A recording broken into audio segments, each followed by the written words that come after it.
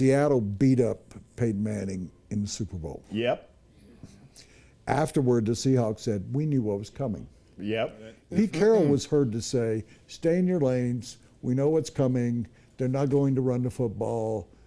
Go after Peyton. Right. Do you think the Seattle Seahawks, who boasted afterward, we knew what was coming, they set the template that everybody's used against Peyton Manning since then? I think to a large extent they did. And I think it took the rest of the league a long time to realize that the Seahawks set the template. The Seahawks decided that Peyton Manning didn't have enough athleticism, enough oomph left in his arm, and enough mobility to deal with a very athletic, talented, aggressive Seahawks defense.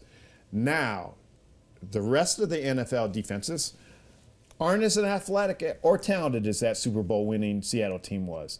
But as Peyton's physical ability slipped even more, then Kansas City could take that approach, or Oakland could take that approach, or Indianapolis in the playoffs a year ago could take that approach. Well, what we saw was Oakland played the Broncos a pretty good game. You know that Jack Del Rio knew what was going on. Yes. You know that Andy Reid has seen enough of him and saw him again earlier this year. Yes. That he was kind of figured out what was going on. Teams like Detroit and everything really haven't picked up on all of the stuff that really has happened. So I think there's something to that. Green Bay. I don't know that Green Bay had looked at Green the Bay's template. plan was terrible.